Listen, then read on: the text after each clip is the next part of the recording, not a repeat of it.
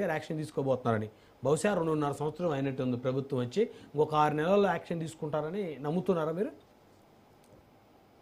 ప్రభుత్వం వచ్చిన సంవత్సరం లోపే అనేక మంది ఎమ్మెల్యేల మీద చంద్రబాబు నాయుడు గారు కన్నెర్ర చేశారు అని చెప్పేసి మనం డిబేట్లు చేశాం సార్. అవును చేశాం. ఇప్పుడు ఆ నెంబరు సుమారుగా 90కి చేరినటువంటి ఒక పరిస్థితి. వీళ్ళందరి మీద కూడా తరచుగా అధికారుల మీద కన్నెర్ర చేస్తారు, ఎమ్మెల్యేల మీద కన్నెర్ర చేస్తారు. అలాగే ఎవరైతే మంత్రులు ఉన్నారో ఈ మంత్రుల మీద కూడా కన్నెర్ర చేశారు అనే వార్తలు మనం వారి యొక్క పేపర్లోనే చూసినటువంటి ఒక పరిస్థితి మనందరం చూస్తున్నాం. అంటే మీరు కూడా అమ్మటి రాంబాబు గారి లాగా మాట్లాడుతున్నారు. మీరు కూడా అమ్మటి రాంబాబు గారు వారు కూడా అదే విధంగా కామెడీ చేస్తా ఉంటారు. సీఎం సీరియస్, ఆగ్రహం వ్యక్తం చేశారు. ఇందులో కామెడీ ఏం లేదు సార్. మనం వార్తాపత్రికలో ఏవైతే వార్తలు ప్రచురమైనాయో దాని గురించి మాత్రమే చెప్తున్నాం. ఈ రోజు అఫీషియల్ గా విజయశేఖర్ రెడ్డి అన్న ఏం చెప్తున్నారంటే, ఖచ్చితంగా ఎమ్మెల్యేలకి సబ్స్టిట్యూట్ గా ఇన్ఛార్జీలు పెడతాం.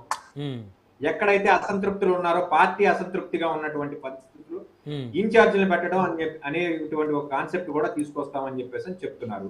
ఇది ఆహ్వానించాలి. నిజంగా చెప్పాలంటే ప్రజా కంటకులుగా తయారైనటువంటి ఎమ్మెల్యేలు వాళ్ళు ఏ పార్టీ వాళ్ళైనా కానీ సొంత పార్టీలోనే ప్రక్షాళన చేసుకునేటువంటి ఒక దుస్థితికి ఈ రోజు అధికార పార్టీ వచ్చిందని చెప్పేసి సాక్షాత్తు ఆ పార్టీకి సంబంధించినటువంటి వ్యక్తులే చెప్తున్నటువంటి పరిస్థితి ఉందో. ఈ రోజు మాలాంటి మాట్లాడుతూ మీరు వ్యతిరేకంగా మాట్లాడుతున్నారు, ప్రభుత్వానికి అపకీర్తి తెచ్చేలా మాట్లాడుతున్నారని చెప్పేసి అన్నారు. కాదు, ఈ రోజు ఉన్నటువంటి పరిస్థితిని విజయశేఖర్ రెడ్డి గారు ప్రస్ఫుటంగా చెప్పారు. ఈ రాష్ట్రంలో ఉన్నటువంటి ఎమ్మెల్యేల పనితీరు బాగోలేదు, కొంతమంది ఎవరైతే బాగలేదు ఆ నియోజకవర్గాల్లో ఖచ్చితంగా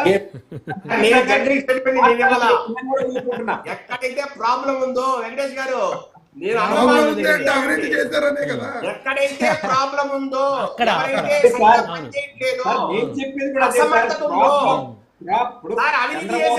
సింగనూరు గారు సార్, పెద్దలు సింగనూరు గారు మీరు మెచ్చుకోవాలి సార్ కొన్ని విషయాలు. మమ్మల్ని మీలాగా మేము బలవంతంగా ప్రజల మీద నాయకులు మేము రుద్దలేదు సార్. బలవంతంగా ప్రజల నాయకులు మీలా మేము రుద్దరా బాగా తప్పే ఉంది. సార్ సమయం లేదు, దయచేసి సహకరించాలి అందరూ. క్రాస్ టాక్ వద్దు. కారుమంచి రమేష్ గారు 1 word conclusion. Okay, Karumanchi Ramesh గారు 1 వర్డ్ కంక్లూజన్ ప్లీజ్. సార్ ఇప్పుడు ఇందాక నాగార్జున గారు ఏ పార్టీ సార్? ఆయన ఏ పార్టీ అయితే మీకు కనపడిపోతే ఇంకేం సోదరా స్పెట్స్ పంపించమంటారా? ఆయన మీరు కనపడలేదు సోదరా నాకు ఇక్కడ. కనపట్లేదా? బీజేపీ మిగతా ఇద్దరు కనపడుతున్నారు, మీరు కనపడలేదు. ఉన్నారేమో డౌట్. మీరు టాబ్లెట్స్ వేసుకోవాలి అయితే జగన్ అన్న. మనకి డిబేట్లకి వెళ్ళి నువ్వు మీరు ఎలా మర్చిపోతే ఎలా మిత్రమా? ప్యానల్లో ఉన్న సభ్యులు మీరు ప్యానల్లో ఉన్న సభ్యుల్ని అలా మర్చిపోతే ఎలా మిత్రమా? కొన్ని వందల డిబేట్లు మన ఇద్దరం కలిసి ఎలా మర్చిపోతావు మిత్రమా? అంటే 2-3 వస్తున్నారు ఎవరు వచ్చారు అనేది. అదే మీరు మాట్లాడుతూ దమ్ము ధైర్యం ఉంటే అని చెప్పి మాట్లాడటం జరిగింది. మీరు ఒంటరిగా పోటీ చేసి దమ్ము ధైర్యం గురించి మాట్లాడితే మేము కూడా మీ వెంట మాట్లాడే మాటలు అదే మన డిబేట్ లో కూడా చెప్పా. రాజశేఖర రెడ్డి గారు కూడా మొదటిసారి ముఖ్యమంత్రి కూటమితో అయ్యాడు ఆయన. సో ఆయన దమ్ము ధైర్యం లేదా మీరు ఒప్పుకుంటున్నారా? ఆయన దమ్ము లేని నాయకులు మీరు ఒప్పుకుంటున్నారా? చెప్పండి. ఎంత హాస్యాస్పదం. వైసీపీ అధికార ప్రతినిధి రాజశేఖర రెడ్డి గారు దమ్ము ధైర్యం లేక కూటమిగా వచ్చాడని మీరు ఒప్పుకుంటున్నారా? ఏం సింగనూరు వెంకటేష్ గారు కరెక్టే గా నేను మాట్లాడింది? నేను మాట్లాడింది కరెక్టే కదా? దమ్ము ధైర్యాల గురించి మాట్లాడాలి. మేమేవాడి అభివృద్ధి చేయలేదయ్యా, మహామేత్రం మేము కాదు, మేము సామాన్యుడిని. ఇది గుర్తుపెట్టుకోండి. బ్రహ్మనాయుడు గారు అవును సార్ వెళ్ళారు, మీరు మర్చిపోయారు అనుకుంటా. సమయం లేదండి.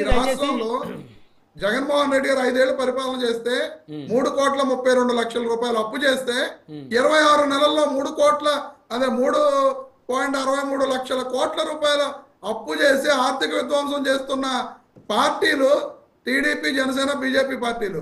ఈ రోజు ఈ రాష్ట్రం శ్రీలంక అయిపోదు, ఈ రోజు ఈ రాష్ట్రం ఆఫ్రికా అయిపోదు, ఈ రోజు ఈ రాష్ట్రం ధన్యవాదాలండి. చర్చలో పాల్గొన్నందుకు మేడం విజయశేఖర రెడ్డి గారు, కాసరగడ్డ నాగార్జున గారు, కారుమంచి రమేష్ గారు, సింగనూరు వెంకటేష్ గారు, అందరికీ పేరు పేరున ధన్యవాదాలు. మరి ఇది వాళ్ళ పవర్ డిబేట్.